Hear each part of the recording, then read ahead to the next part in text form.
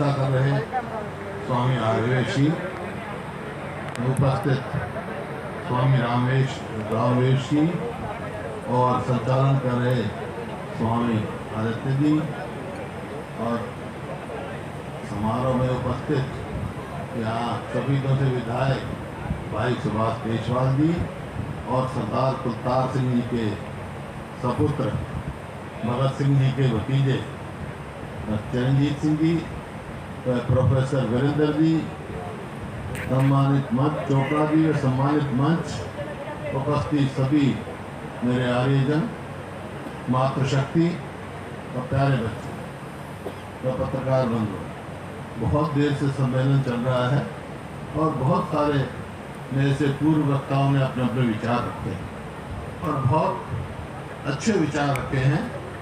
मैं समझता हूँ आर्य समाज की स्थापना से लेकर आज आर्य समाज की स्थिति में है, क्यों आर्य समाज बना, कैसे बना, ये सब चर्चा यहाँ हो चुकी है। मैं तो अपना सीमित बात रखूँगा, थोड़ी बात समय में सारी बात कहूँगा कि आज हम सब एकत्रित हुए हैं स्वामी दयानंद की 200वीं जन्म की वर्षगांठ मनाते।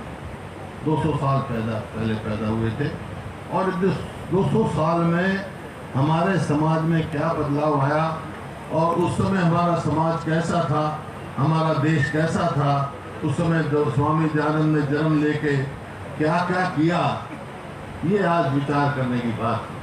किस तरह समाज में सांस्कृतिक और शिक्षा में सामाजिक सांस्कृतिक और सामाजिक बदलाव स्वामी दयानंद से प्रेरणा लेके कैसे हम आगे बढ़े, ये आज हम सबको विचार करना चाहिए। इस बारे में मैं यही कहूँगा, स्वामी दयानंद जिनका बचपन का नाम मूल शंकर था, परिवार में पैदा हुए तिवारी जी के यहाँ, और जब 14 वर्ष के थे तो अपने पिताजी की प्रेरणा लेकर शिवरात्रि का व्रत रखा और जब व्रत हुआ रात को 12 बजे से मंदिर में गए शिव जी के में, तो उन्होंने अपने पिताजी से पूछा कि पिताजी शिव जी यहीं रहते हैं क्या? उन्होंने कहा नहीं, ये तो उनकी प्रतिमा है, वो तो कैलाश पर्वत पे रहते हैं।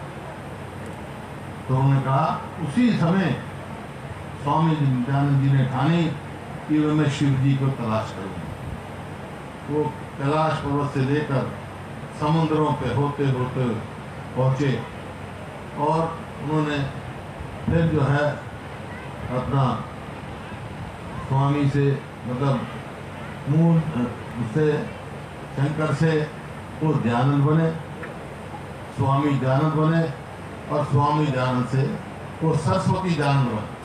दयानंद जी के यहाँ पहले पूर्णानंद से आशीर्वाद दिया उन्होंने, और जब ब्रजानंद जी के यहाँ आए स्वामी जी के यहाँ, तो दरवाज़ा खटखटाया उन्होंने, तो अंदर से आवाज़ आई, भाई कौन है?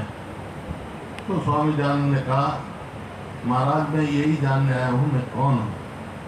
हालांकि वो वृद्ध हो चुके थे वृद्धानंद जी, लेकिन उन्होंने कहा तुम्हें जिज्ञासा है, हालांकि मैं तो शिक्षा देना छोड़ दी, लेकिन आपको मैं करूँगा। 2.5 साल उन्होंने कड़ी मेहनत करी, उनको वेदों से तो उनको बताया, वेद समझाए पढ़ाए, और 2.5 साल के बाद जैसा स्वामी जी कह रहे थे, वो जब गुरु दक्षिणा लेकर लौंग लेके गए तो उन्होंने कहा क्या लाए हो दयानंद? बोला जी जो आप क्यों लौंग खाते थे, लौंग लेके आए। बोला 2.5 साल की परिश्रम क्या, सिर्फ थोड़े से लौंग ले आए? तो उन्होंने कहा आप आदेश करो जी, मैं क्या कर सकता हूँ, मैं करने के तैयार हूँ। तो स्वामी जी ने कहा ऐसी कोई चीज़ मैं नहीं मांगता जो नहीं दे सकते हो आप। आज हमारा, बोला फिर क्या आदेश है? बोला आज हमारा देश गुलामी की जंजीरों में जकड़ा हुआ है, आज हमारा देश रूढ़िवादी सोच में जकड़ा हुआ है, आज हमारा देश जात पात में संकुचित हुआ है, आज हमारा देश आपस में ऊंच नीच में संकेत हुआ है। ये जो है शिक्षा फैलावा, ये पूरे देश में घूम घूम कर आज़ादी की जो जगह से आप निकालो देश को, गुलामी की आज़ादी दिलवाओ और गुलामी की वो है उसमें समाज, फिर उन्होंने समाज सुधार आंदोलन जो चलाया, हमारी त्रुटियाँ थी और उसमें एक आज़ादी की लड़ाई की नींव रख दी, इसमें कोई दो राय नहीं। और जब देश आज़ाद हुआ उस समय के जो कांग्रेस के अध्यक्ष थे सीताराम पति भैया, उन्होंने कहा कि आज़ादी की लड़ाई में आर्य समाज का बड़ा भारी योगदान है और इसमें कोई दो राय नहीं योगदान है।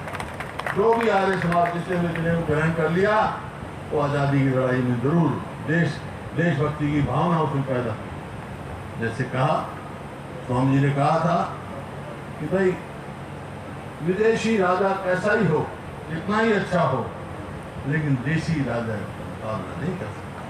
तो ये भावना लेकर चले, आज़ादी की लड़ाई लड़े। और मेरे स्वर्गीय दादाजी तो मातुराम, उन्होंने भी आर्य समाज ग्रहण किया, जनेऊ ग्रहण किया, तो पता उनका स्वामी जी ने चर्चा की। और यहाँ समाज में पूरे हरियाणा का जो समाज है, रोड़ा में 1910 में मीटिंग हुई और ये कहा गया कि शिक्षा में बहुत पीछे है हमारा इलाका। पंजाब में शिक्षा थी, लाहौर से उधर, जलंधर से उधर भारत, लेकिन इस इलाके में शिक्षा नहीं थी, तो यहाँ शिक्षा होना चाहिए। और ये देखकर एक तो संस्था, शिक्षा की संस्थान की स्थापना हुई लाहौर में DAV के नाम से, जो मैनेजमेंट कमेटी बनी, उसमें जो कमेटी के सदस्य थे, आप जब बनी शुरुआत की तो मेरे बड़े दादा डॉक्टर रामजीलाल थे लाहौर में। और यहाँ रोहतक में जो संस्था बनी उसके संस्थापक प्रधान मेरे स्वर्गीय दादा चौधरी मातूम थे और उनके सेक्रेटरी संस्था के चौधरी छोटू राम थे। और वो संस्था चली, उनसे शिक्षा का प्रसार हुआ बहुत अच्छे। तो उसका शिक्षा संस्था बनी, लेकिन उसमें कोई ये रुकावट नहीं थी कि कौन सी जाति का हो, सबको सम्मान मिलता, बहुत लोगों की शिक्षा। तो इस प्रकार से एक चेतना, सामाजिक चेतना, सांस्कृतिक चेतना, सांस्कृतिक ज्ञान, सामाजिक ज्ञान, जो ये सब जो है स्वामी दयानंद की प्रेरणा से हमने लिया। आज मेरे को इस बात का बड़ी खुशी है कि सरदार कुलतार सिंह जी के सपुत्र शहीद भगत सिंह के भतीजे रणजीत जी हमारे साथ, ये परिवार और हमारा परिवार का बहुत गहरा लगाव रहा है। लाला लाजपत राय के पिता, स्वर्गीय पिता मुंशी राधा कृष्ण रोहतक में पर्शियन भाषा के टीचर थे और वो मेरे दादा के टीचर, लाला लाजपत राय के स्वर्गीय पिता। तो इस वजह से बहुत गहरा संबंध हुआ। आर्य समाजी थे और क्योंकि शहीद भगत सिंह का सरदार अर्जुन सिंह, सरदार किशन सिंह से लेकर वो भी बड़ा आर्य समाजी परिवार था, तो बहुत ज़्यादा लगा हुआ। और उसी वजह से जब सरदार अजीत सिंह ने, जो उनके चाचा थे शहीद भगत सिंह के, उन्होंने जब किसान आंदोलन, किसान की आवाज़ का एक मूवमेंट छेड़ा, पगड़ी संभाल जटा, तो वो हमारे यहाँ इलाके में आए और जब उनको अंग्रेजी सरकार ने वारंट दिए, 1 महीना हमारे गांव सांगी में मेरे दादाजी के साथ रहे सरदार अजीत सिंह, और इकट्ठा उनके साथ सजा पानी हुई। फिर तो सरदार अजीत सिंह बाहर चले गए, बेल्जियम रहे और जगह बहुत जगह रहे।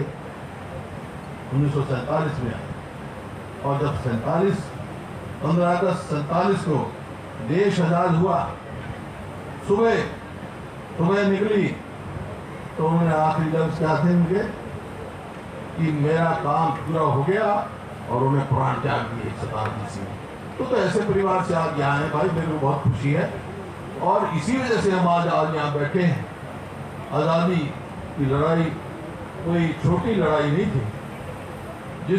जिनके राज्य में, अंग्रेजों के राज्य में दिन नहीं छिपता था, उनसे छुटकारा पाना कोई आसान काम नहीं था। लेकिन फिर से वही बात आती है कि आज जो समाज उस समय अंधविश्वास में था, जो हमारी बहन बेटियों को मतलब दूसरा विवाह नहीं कर सकते थे, बाल विवाह करते थे। अगर कोई विधवा हो गई तो सारी उम्र विधवा रहेगी, ऐसी रूढ़िवादी सोच थी, उसको बदला। आज फिर ऐसी सोच उभर रही है, उसको बदलने की जरूरत है। और आपने देखा कितना भारी योगदान था भगत फूल सिंह, जिन्होंने कन्या गुरुकुल शुरू किया। कुल 5 कन्याएं थी जो पहले अपनी लड़की को पढ़ने नहीं देते थे, पढ़ाते नहीं थे। इतनी रूढ़िवादी सोच थी। जब हमारे को मौका मिला मेरे को, तो भगत फूल सिंह के नाम से मैंने कानपुर में महिला यूनिवर्सिटी बनाई और देश में पहला सरकारी क्षेत्र में पहला आजादी के बाद मेडिकल कॉलेज केवल महिलाओं के लिए बनाया कानपुर में, क्योंकि भगत फूल सिंह ने की सोच थी, स्वामी दयानंद से प्रेरणा लेके कि ये महिलाओं को जब तक बराबर की शिक्षित नहीं होंगी हम आगे नहीं जा सकते। तो ये सोच जो है, ये आज हमारे को फिर से फिर आगे बढ़ना है। तो रूढ़िवादी सोच उसको बदलना है। जब मैं मुख्यमंत्री पद के लिए चुना गया तो उन्होंने कहा भाई कौन सी तिथि को ओथ लेनी है आपने। तो मैंने जो तिथि बताई तो उन्होंने कहा, किसी ने कहा, मेरे साथी ने, भाई उस दिन तो शनिचरवार है। तो मैंने कहा शनिचरवार तो है, लेकिन उस दिन पूरा जो अपने देसी महीने का में स्वामी दयानंद का जन्म दिवस है, तो भाई मैं तो वोट लूंगा, उसी दिन वोट ली मैंने। तो रिकॉर्ड की बात है। और जो भी प्रयास उसका, उनसे प्रेरणा लेके समाज की जो त्रुटियां थी, रूढ़िवादी सोच थी, उसमें बदलाव की कोशिश की। लेकिन फिर आज फिर जरूरत है, हमारे को स्वामी दयानंद की जरूरत है। जैसे हमारी बेटी कह रही थी कि फिर से जरूरत है, फिर से उन्हीं अंधविश्वास में हम फंसते जा रहे हैं, उन्हीं जात पात में हम फंसते जा रहे हैं, उन्हीं ऊंच नीच में हम फंसते जा रहे हैं। इससे दूर होना है। इंसान भगवान ने पैदा किया है, सब इंसान पैदा किए हैं, ये लेकर आपको चलना है। मैं बहुत हार्दिक बधाई देता हूँ स्वामी आर्यवेश को, जिन्होंने इस सम्मेलन का आयोजन किया है और याद दिलाया। इन्होंने कहा, ये प्रस्ताव दिए हैं हमने, प्रस्ताव में पहला प्रस्ताव इनका ये है कि भाई जो स्वामी दयानंद के जन्म दिवस पर छुट्टी होनी चाहिए। तो मैंने तो कर दी थी, बाद में बंद हो गई। भाई आपके आशीर्वाद से हमारी सरकार बनेगी तो स्वामी दयानंद के जन्म दिवस पर छुट्टी होगी, अवकाश होगा। इस वास्ते नहीं कि छुट्टी होनी है, लेकिन स्वामी दयानंद की जो सोच थी, उनकी शिक्षाओं से प्रेरणा लें और समाज में हम शिक्षा फैलाएं। इस वास्ते हम चाहते हैं कि उनकी दी हुई शिक्षा पे हम आगे बढ़ें, कदम बढ़ें और सब मिलजुल कर 36 बरादरी एक होकर हम अपने समाज को और देश को मजबूत करें, जो उन्होंने कल्पना की थी स्वामी दयानंद ने, कि जिस तरह गुलामी की जंजीरों से छुटाने का हमने प्रेरणा दी और लड़ाई लड़ी पूरे आज़ादी की। आज भी जो समाज को मजबूत बनाने के लिए, उसकी कमियां दूर करने के लिए हम सब एक होकर 36 बरादरी होकर एक आगे बढ़े। और मैं स्वामी आर्यवेश जी का फिर से आभार व्यक्त करता हूँ। इन्होंने यहाँ आप सबसे मिलने का मौका दिया और एक नई जो है वो शुरुआत की है और ये अब रुकने वाली नहीं है। इन्हीं शब्दों के साथ बहुत बहुत धन्यवाद।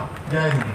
बहुत बहुत धन्यवाद आपका भी। अब मैं, क्योंकि जब आप आए तो किरणजीत सिंह एक बार जो है आदरणीय हुड्डा साहब का स्वागत सम्मान करते हैं। प्रोफेसर विठल राव जी, राष्ट्रीय महासचिव सार्वदेशिक कार्य प्रतिनिधि सभा।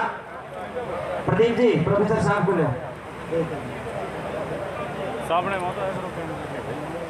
और ये जो स्मृति चिन्ह है, ये भी हमारे आर्य प्रतिनिधि सभा के सम्मानित अध्यक्ष स्वामी आर्यवेश जी, सम्मानित मंत्री प्रोफेसर विठल राव जी, भाई किरणजीत जी, आप सबका बहुत बहुत